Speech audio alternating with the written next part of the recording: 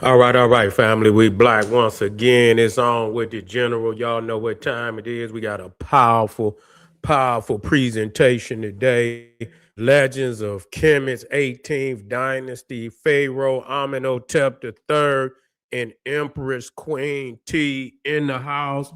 We're gonna be discussing some heavyweight rulers of ancient Egypt, arguably the heaviest. But we before we get started, family, I want to make sure that you get over to the General's Patreon page.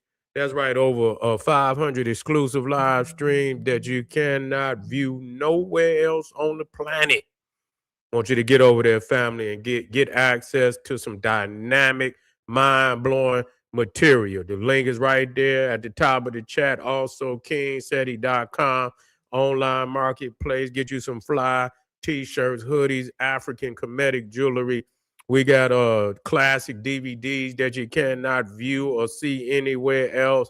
We talking about that classic material. Get over there, family, kingseti.com. And to all the family out there, make sure you get a video a thumbs up, like it because you love it. Share it with your family and friends. Comment. Just don't say nothing stupid because you will. You'll get banned, family. And you don't want that. Okay, today we're going to be talking about two heavyweights. Arguably, you understand, arguably the heaviest of all time. You see, especially as a duo.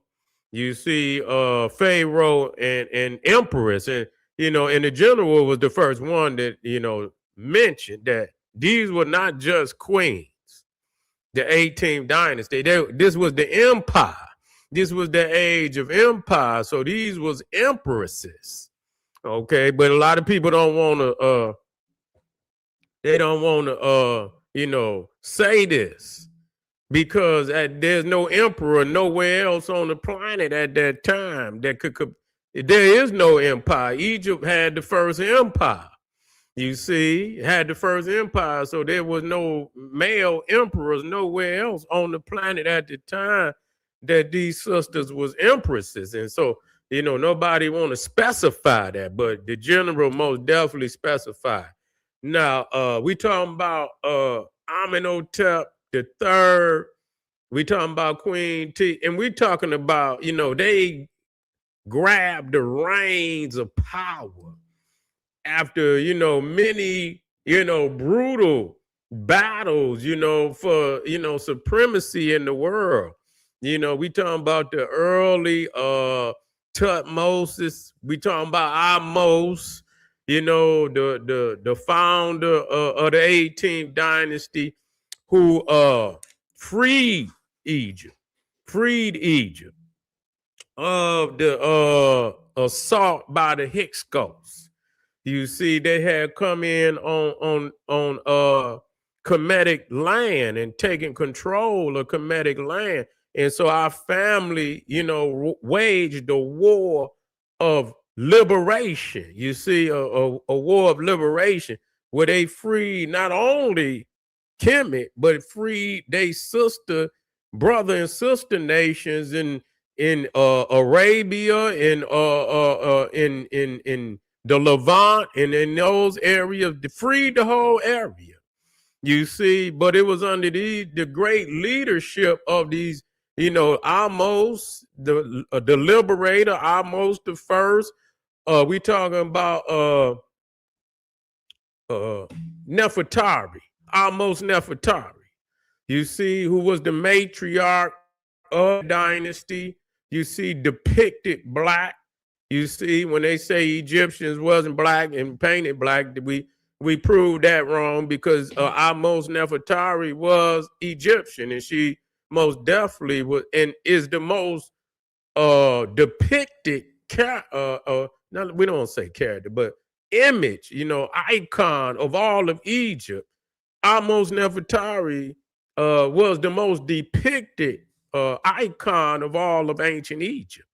You see, but so this 18th dynasty was a dynasty truly of liberation to free Africa from the hands of invaders And it really caused Egypt to rise to, some of its greatest heights. Now, a lot of people say that the 18th dynasty is the greatest dynasty.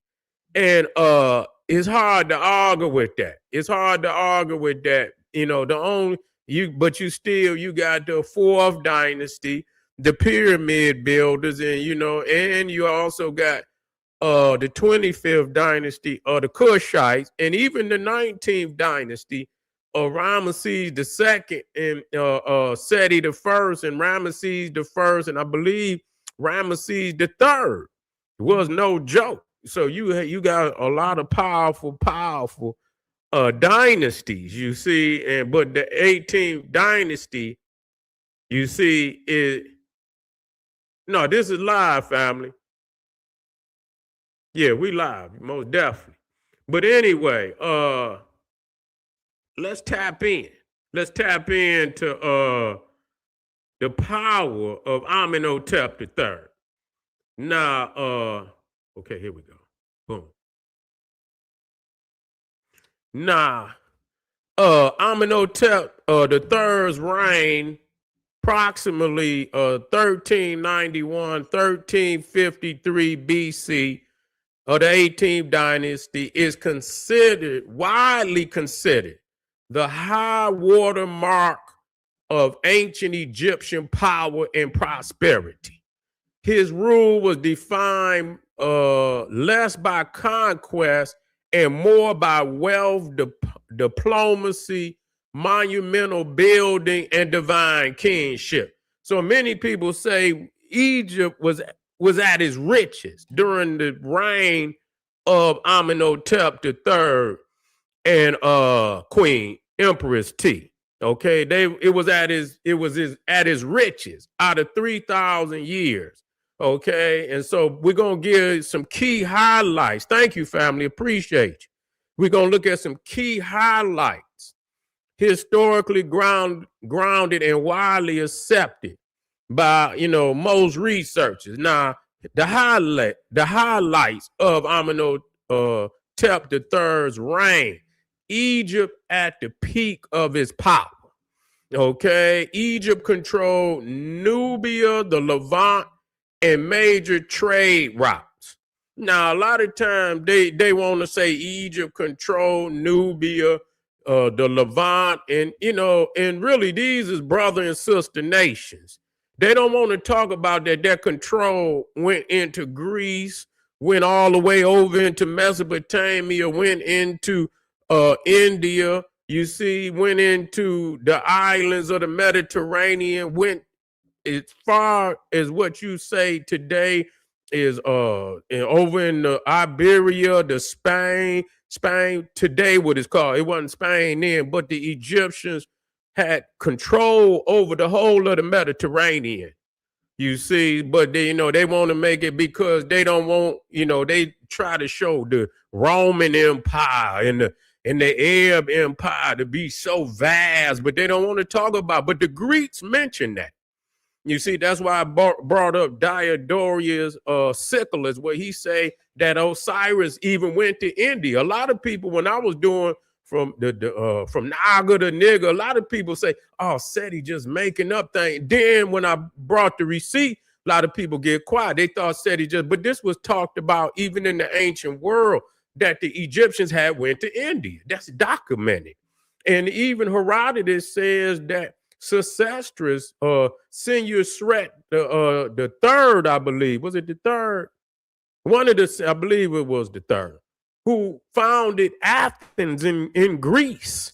This wasn't an African Senate scholar. This was a Greek philosopher that said that. Matter of fact, the father of history.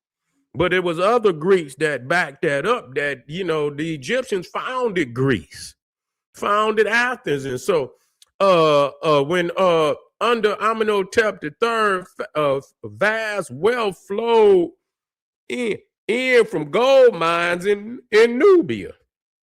So, they was really tapping in. Egypt was the dominant superpower of the Near East. Okay, was the dominant superpower in the Near East. And so under Amenhotep III, now this is crazy. Now, a lot of people don't know about Amenhotep III, even in that Freemasonry. You see, because he built so significantly, you see, all across, not in Egypt and Nubia, in all wherever Egypt had its hand, Amenhotep III it built something in that area. You see, and the records of his name and many other kings can be found all over the ancient world. You see, this is one of the powerful things about Egypt. Not only do you find records, just thousands and really tens of thousands of records in Egypt, even hundreds of thousands. Let me go even further than that. You in Egypt, in Nubia, but you find records of Egypt all across northern Africa, southern Europe, even farther up into northern Europe, all the way into Asia. You find records, whether it's cartouches, whether it's scab jewelry, or in some areas you even find tombs. And I'm looking that up too, where you find tombs. Even in the land that they call Israel, you got Egyptian tombs that go back 3,000 BC. So ask the question why they ain't found the tomb of Moses and Abraham and all of that. If you can find Egyptian tombs in that land 2,000 years older than Moses and Abraham, what the problem is?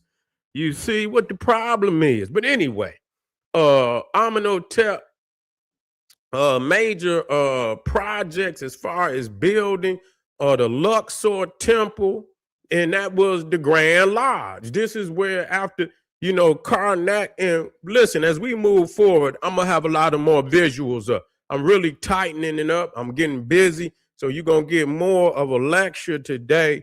But as we move forward, of course, I'm gonna be dropping some mind-blowing visuals. So just get ready, family. But the Luxor Temple, where after you spent your 40 years at Karnak, that was the university system of the Nile.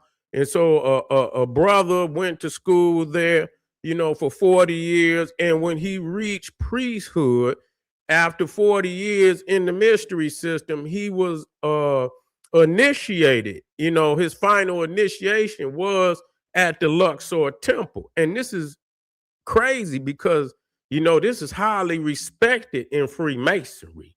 They know this, you feel me? And so Amenhotep is highly respected as the Grand Master. You see, because when the temple was, was in, it wasn't up to code. Amenhotep, came in because they was fighting. Them early kings in the 18th Dynasty, they was fighting. And so a lot of things had, when you at war, a lot of things is in disrepair and things of that nature. And so Amenhotep came and breathed life into Egypt.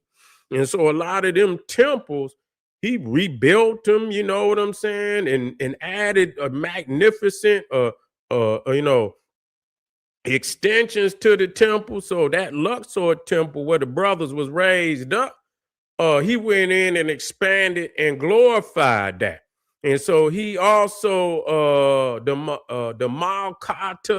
Malkata Palace Complex, largest royal residence of his time. He went in there, mortuary temple at Kam El Hetan. You understand? Another great monument in Egypt. You can look this up, but when I come the next time, I'm gonna most definitely have the visuals for you.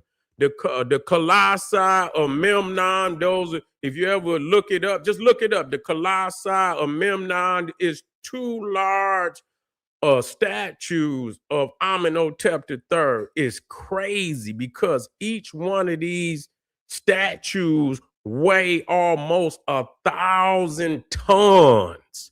You see, Each one of these statues weigh almost 1,000 tons. Nobody was building like that, even in Egypt. Not statues and things. Yeah, Amenhotep was building like on a giant scale. He really gave Ramesses the blueprint because Ramesses followed, and mostly all them pharaohs after Amenhotep III, he gave them the blueprint on how to build megalithically on as far as statues and all of that. Yes, indeed. So he's highly revered with that.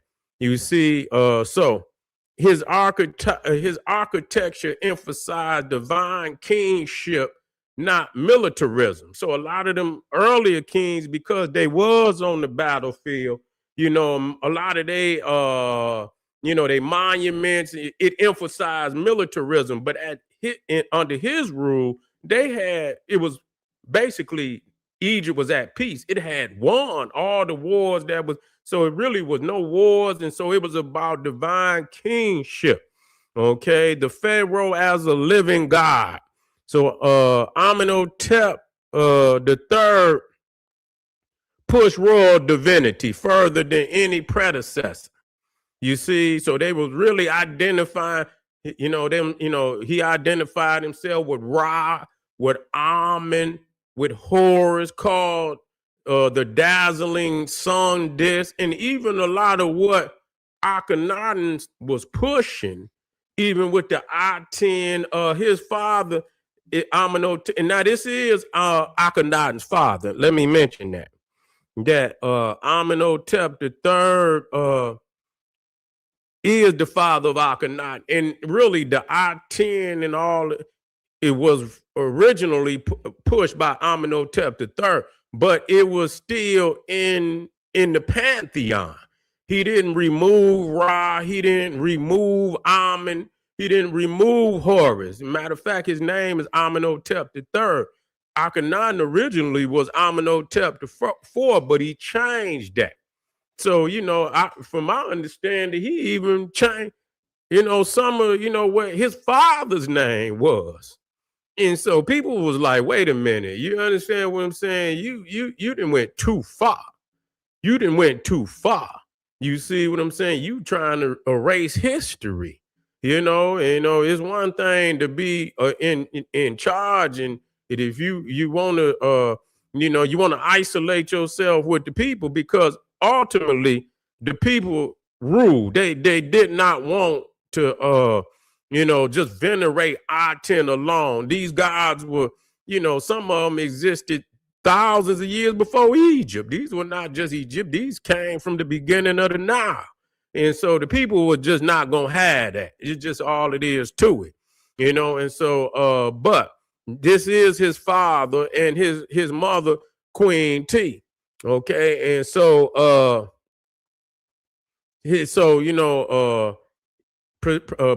Amenhotep presented Egypt as a land ruled by a god on earth. So under his rule, he most definitely, the Pharaoh was looked at as a god. True indeed. And it may have been even before, but at his height and his power and his wealth, and to manifest it in all these statues and all these, these temples and, beautiful temples all over the place, honoring him and his wife, Queen Empress T, all over Egypt.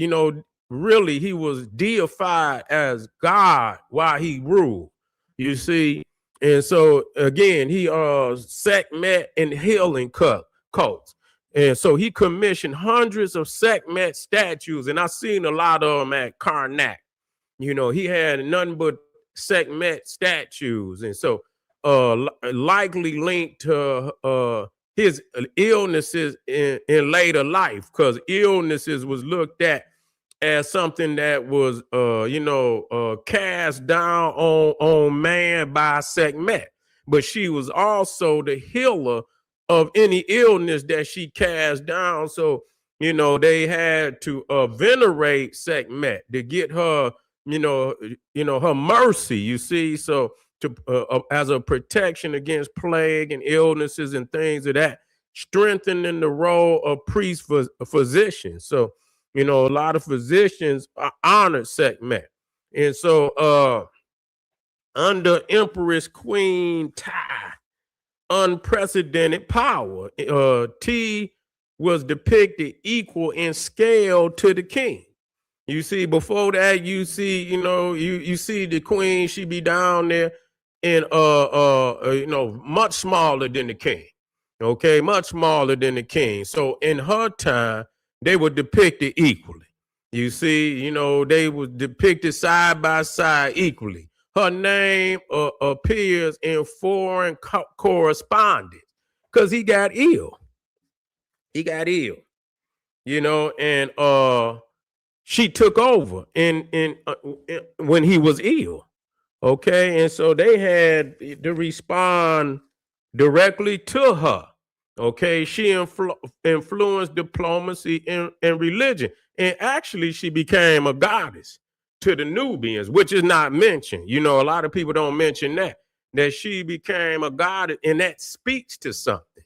The fact that she, her, being venerated in Nubia like that, and many people, Dr. Bill has already said that she was Nubian. So, so that, but see, we got to understand that an Egyptian is a Nubian is an Egyptian. You see, we got to stop this. Even the goddamn AI know that. It didn't said it. You see what I'm saying? That nobody is closer to the Egyptian than the Nubian. It's just a fact. You see, even when you're dealing with the flow of people down the Nile into Egypt, they come out of Nubia into Egypt. You see, so of course, in a lot of these temples start, showing up in Nubia on a megalithic scale too, and a lot of people don't talk about the great temples that's in Nubia, but we gonna touch down on that. So she set the model for later royal women. You see, a lot of the jewelry, a lot of even the makeup and all of that, these damn Europeans been stealing. And like Queen T, Nefertari, the wife of Ramesses, they set the tone as far as fashion and beauty in the ancient world. And we I forget who did that lecture showing that these European companies right now are stealing jewelry and all type of fashion from the ancient world. They're mimicking it. They're stealing it. You see what I'm saying? Manufacturing it today. And and not giving credit of where it come from. Hold on just a second, fella.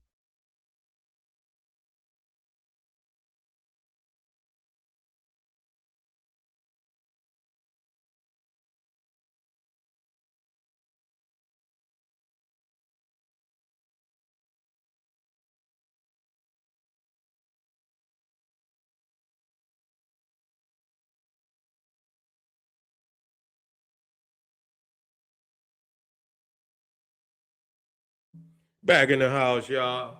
So it was the golden age of art, naturalistic sculpture, refined craftsmanship, luxurious materials, gold, lapis, ebony, really just, putting a lot of the precious minerals and all type of things,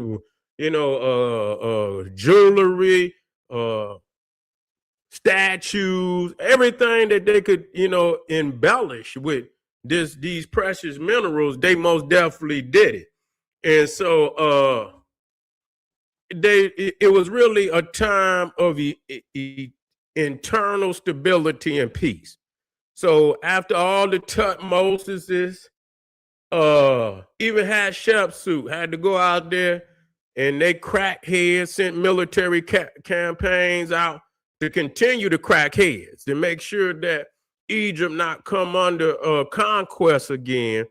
When it came to Amenhotep III and Empress Queen T, it was, at that point, the world had been brought under submission. You see, had been brought under the submission of my eye. So there was very few military campaigns, strong administration inherited from early kings. Wealth allowed Egypt to rule without constant warfare. This peace was fragile, but it was real. You see, it was fragile, but it was real. So the final assessment under the rule of Amenhotep III, Queen T, did not conquer more land. He perfected the empire. His reign represents maximum wealth, maximum prestige, maximum cultural confidence. After him, Egypt would never again reach this level of effortless dominance. Effortless dominance. Ramesses, even though Ramesses considered the greatest pharaoh of all time, he had to still go to war. It wasn't that easy because after Amenhotep III came some, Akhenaten and Tut, King Tut, Sennacherib.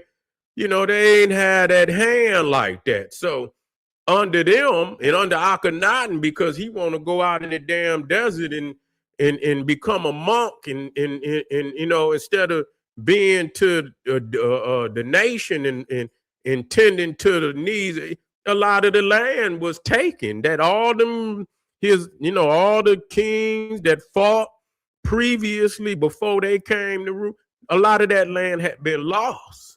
And so a lot of those them invaders out there, they got more, they say, oh, they ain't on they square no more. So we can come in and take,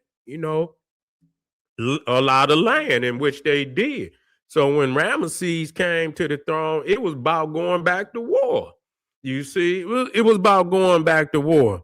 And so most definitely the end of that 18th dynasty was really, gave, the enemies of Africa a boost to finally come in and really, put a couple of nails in the coffin.